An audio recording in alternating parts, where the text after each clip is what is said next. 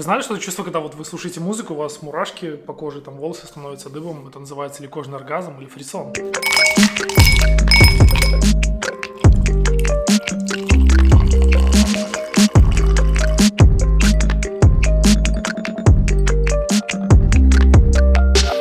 И, кстати, я редко напоминаю, как меня зовут и кто я вообще такой. Меня зовут Андрей, мы сюда с семьей переехали из Беларуси. Ну, сюда, это значит в Германию. Мы находимся сейчас в Германии. Жена у меня медик, я пока безработный, дети ходят в школу и в сад. Все очень просто. И на этом канале вы можете увидеть, я сделал вот вкладки отдельные. Медицинский влог, это где жена рассказывает, как она стала врачом в Германии, что она для этого сделала, то-то, третье, десятое. Потом у меня здесь еще есть будет отдельная вкладка, я буду делать вот разговоры с вами, непосредственно, что мне тут мешает, что мне не нравится. Разговор тет-а-тет по душам. Еще будут семейные влоги, это третья уже вкладка. И есть еще синематик, это там, где я что-то снимаю, короткое видео, там по 40-50 секунд, чисто для инсты или там для себя. Вот насладиться, ну нравится мне это снять, что-то смонтировать. Так что добро пожаловать на мой канал Беларусь Германии. Ну и начнется семейный же влог.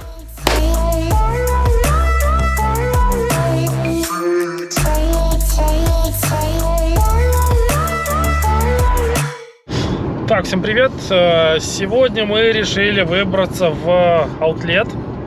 От нас там порядка 110 километров, в общем, час ехать. Бренды, которые в аутлете, я не знаю, вам скину ссылочку, почитайте, что там есть, чтобы долго рассказывать. Может, я еще неправильно буду называть, допустим, Майкл Корс, Кельвин Кляйн, Томми Хилфингер или Хилфингер, как правильно. Мы же всей бандой пока вот съездим в аутлет. Привет. Ну, здесь там сзади. А кто там? Что там где? Ну, в общем, не знаю, посмотрим, там получится, не получится снимать, потому что, как бы, когда много людей, скопление, то тоже не очень удобно ходить камеры тыкать и создавать кому-то неудобства. Так, как вы поняли, в самом аутлете поснимать не получилось, потому что я забыл камеру в машине. Это, ну, всегда так бывает, это нормально. Телефон ничего не снимал, потому что все-таки было очень много людей, просто много людей. Я сделал пару фоточек там, такого самого интересного поставляю. Ну и посмотрите, что дальше у нас получилось.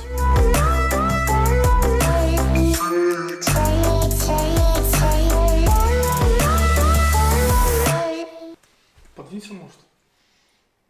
Ну тогда я буду не в центре. Давай двигайся. Итак, сейчас будет видео того, что мы купили в аутлете. Про один из самых приятных наших выходных. Ну всегда Да. же приятные покупочки делать. Так что погнали.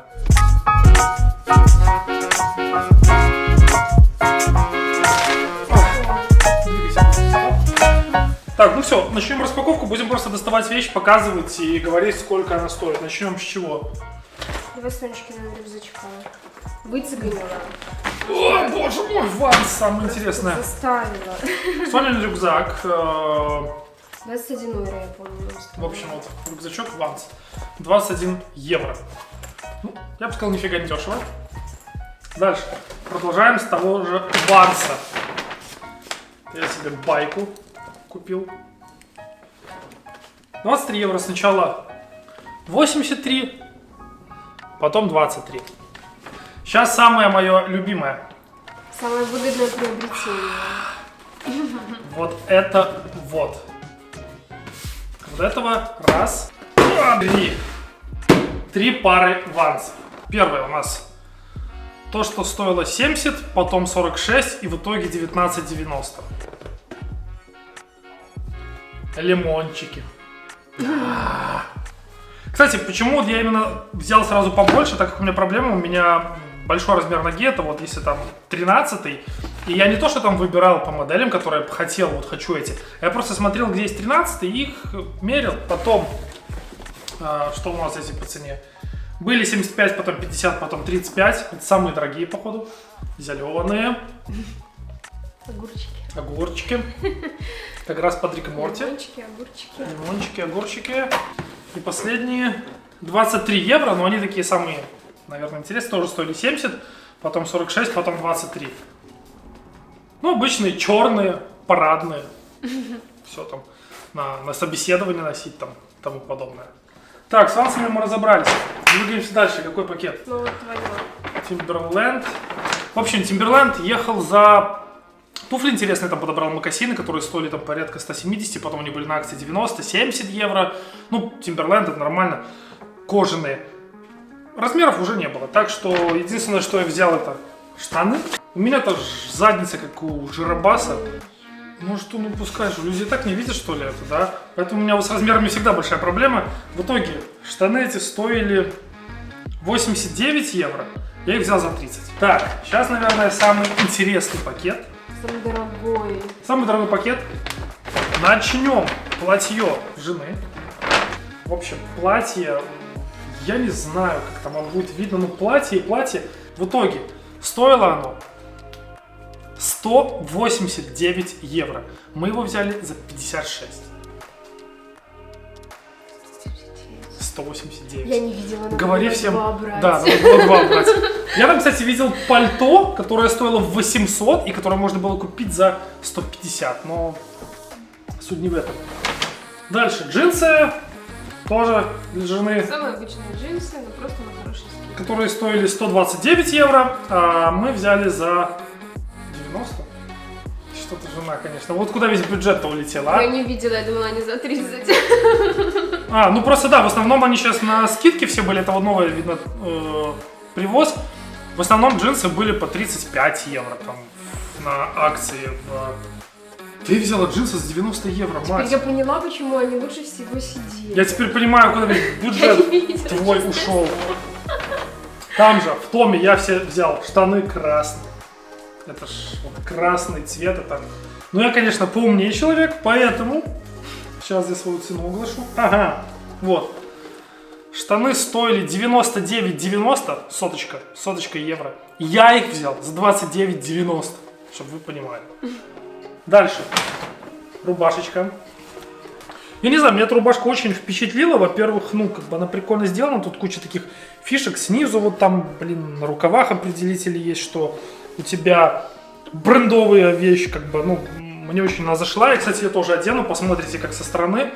Розовая, тем более, мой любимый цвет. Рубашка стоила 99,90. Я взял ее за 29,90. Майка, обыкновенная поло. То же самое с Томми Хилфингера. Так, стоила она 69,90. Я взял за 20,90. Вот, чтобы понимали, как надо экономить бюджет. Носки. Носки жена взяла себе. Стоили 16,99, взяли за 5 евро. Тоже Томми. Тоже Томми. А, еще кошелек. Жена еще кошелек Томми себе кошелек купила. еще, да. Ну, кошелек это ладно. Дальше. Пума. В Пуме у нас... Ну, в Пуму я хотел больше зайти. Дофига моделей, довольно-таки дешево. Но размеров, как всегда, у меня не было, поэтому ограничились просто бутылкой для ребенка за 7 евро. Вот обычная такая пумовская бутылочка. Ну, он тоже, кстати, на скидке было. На скидке. Сколько стоило, я уже даже не помню. Труселя себе взял, потому что в Германии трусы или твои. А, это женские, боже мой. Трусы, короче. Опять розовый цвет. Опять вот в твоих трусах буду ходить, да? Трусы, чтобы вы вообще понимали, стоили 26 евро за 3 пара. Мы взяли за 11,50. Раз. Трусы ж я себе, конечно. Вот сразу мужские, целый этот баллонник. Наконец-то мужественный цвет. Да, я себе взял. Я себе выбрал самые дорогие трусы. Они стоили 30 евро за 3 пары. По 10 евро за трусы. Я их взял за 14 на скидке. Так, что мы еще там купили? Пуми. А, вот эту вот майку. Ну, это майка вообще офигеть. Снова твой любимый цвет. Любимый мой цвет розовый. Тут кармашечек сверху, сзади там пума. Пока ты думаешь, что майка как майка, другие думают, почему снова розовый. Ну, нравится мне розовый цвет. Ну, блин, он подходит. Так, стоило 23, я взял за 8 евро.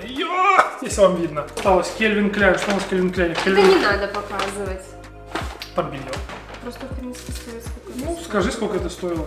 Так, это твои мази какие-то тут, я не знаю вообще. Что еще у нас тут осталось? Ну, в принципе, не так выгодно, как ты. Было 16, 90, 17. Я взяла по 11. По 11 за одну пару. Я за 14,3 взял.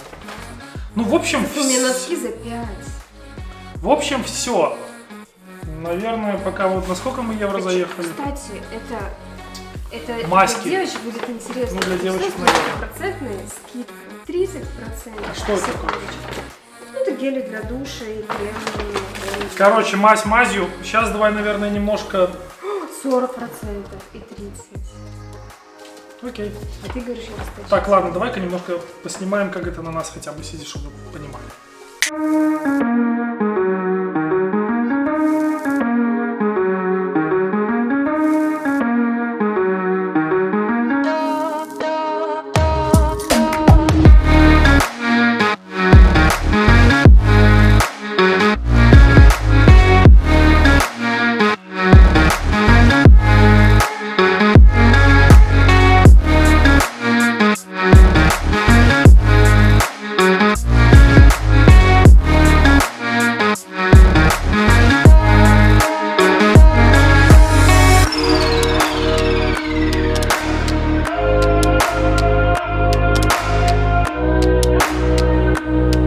Так, ну все, и последние штаны, как бы под рубашечку, не знаю, такие и красные. Жена, подай-ка красные штаны. Итак, я надеюсь, вам понравилось видео нашей примерки и показа того, что мы купили в аутлете. Но сейчас давайте поговорим о логопеде. О детском логопеде у нас сыну 5 лет. Сыну 5 лет, да. Что это я? У меня кроме имен на руках моих детей надо было еще, наверное, и дата рождения все-таки набить, чтобы я никогда не путал. Мы поняли, что надо логопед. Для того, чтобы получить здесь логопеда, он, кстати, бесплатный, это все оплачивает наша страховка, то надо сначала взять направление от семейного врача. Мы пошли к семейному врачу, объяснили, что он не выговаривает, и что у него проблемы с произношением некоторых букв. Нас посмотрели, там пообщались и дали направление к логопеду. Мы пошли к логопеду, сначала записались. Ждали первый прием, чтобы просто вот ребенка посмотрели. Это длилось тоже, наверное, месяца 2. После того, как мы пришли, нам говорят: окей, хорошо, с вами надо заниматься, но ждите запись. Запись мы ждали полгода. Полгода, вот, чтобы нас приняли и с нами начали заниматься. Через полгода, когда мы пришли, мало того, что мы просили как бы время ожидания, ну, всегда спрашивают время, которое вы хотите посещать. Мы попросились после обеда, потому что не знали, там, буду я работать, не буду, жена-то все время работает. Не получилось, назначили на 8 утра. Ладно, я пришел с ребенком в 8 утра, все, логопед поменялся. С нами начал работать молодой парень, он заново опять протестировал, какие буквы, что, чего. Вот его забрали мелкого на 40 минут, он с ним общался, все на немецком языке происходило. Как бы протестировали второй раз, то же самое, что нам уже делали полгода назад. Ну, да ладно, мы потеряли уже одно занятие. Все, мы назначили, я говорю, слушайте, время посещения, потому что вот пока там, ну, вдруг я пойду работать, извините, но у нас вот только утреннее время. Слава богу, я пока без работы, поэтому я вот каждый понедельник в 8 утра должен ходить. И мы дождались второе занятие, и что? И все, мне звонят, говорят: так, логопед заболел, там типа ждет тест, то ли на коронавирус, то ли что, и пока в следующий понедельник у вас уже занятий не будет. Так что вот опять мы еще неделю теряем, и я только потом через неделю еще пойду, уже им с Мариком начнут заниматься.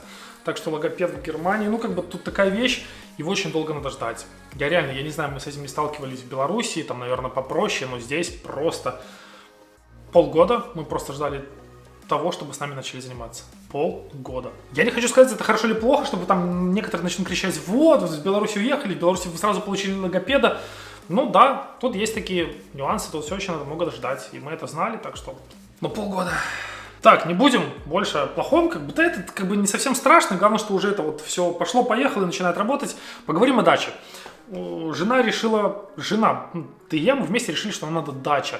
У нас знакомая купила дачу, ну, именно домик сам. Тут как суть? Ты покупаешь домик с землей, за дом платишь определенную сумму, можно найти участок просто без домика, за него просто ты платишь там, по-моему, аренда с водой, со светом в год, за пользование, все вместе, членские какие-то взносы, там порядка 200 евро. Это вот, ну, плюс-минус везде одинаково за любой участок, 200 евро. Дальше сумма еще идет, когда выше, это уже дом, сколько стоит дом. Вот она купила дом за 5000, поехали, посмотрели. Ну, сейчас вместе с вами давайте быстренько прогуляемся, я кое-что снял там на GoPro-шку. Качество, конечно, не очень, потому что мы очень долго сначала грилили, потом я только взял камеру, начал снимать, так что посмотрите. Так, ладно, начнем про дачу. Про дачу за 5 косарей. Да, Алена? 5 штук? Смотри, а дача стоит 5 штук за дачу, потом сколько ты платишь в год? В год я плачу 100 евро за аренду, и плюс свет и вода. Но вода наша, поэтому свет. За свет получится где-то около того 100 евро. То есть в год или в месяц? В год. Короче, за дом отдала 5, а 200 за обслуживание дачи отдается. Участок не знаю, это сколько, это соток или тут квадрометров? А, соток, я просто таких Кабачок. с кабачками даже отдали люди. Думаю, самое интересное дом посмотреть. Тут у нас насосы.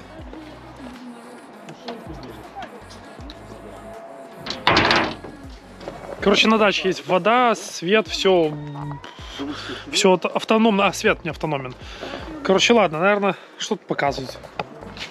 Есть где покушать. Кладовка. Я даже не знаю, что показать, рассказать. Тут насосная станция. Да, Ваня, тут же насосная станция. Тут сразу для туалета вот эти отстойники и очистители. Септики сразу стоят, поэтому тут не надо не вывозить ничего, все вот по месту. Я вижу комаров. Я первый раз в Германии в нашей земле вижу комаров. Ладно, пойдем сейчас в дом, зайдем. Мы погрылили уже.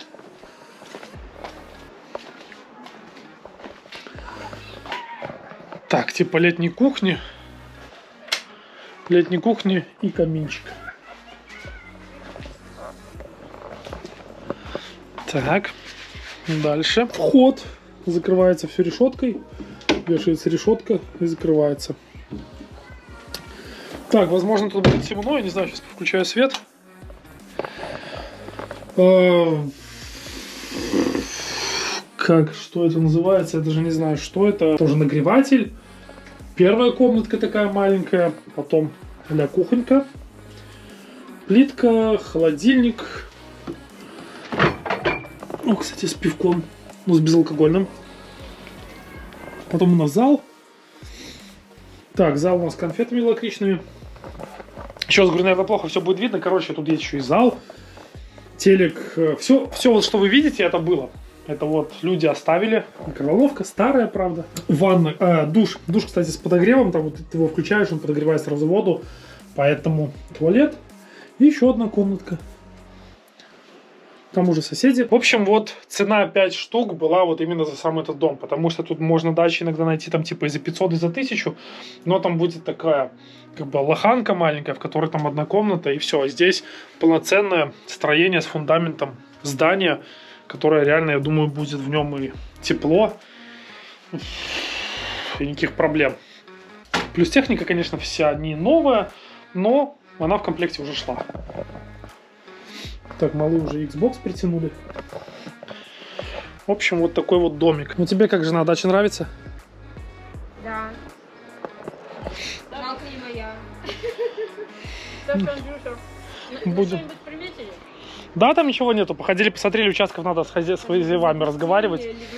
Или да, или сколько денег это все стоит, потому что вот соседи тут есть, говорят, которые продают, ну типа, если вот это стоило 5 €, то намного подороже.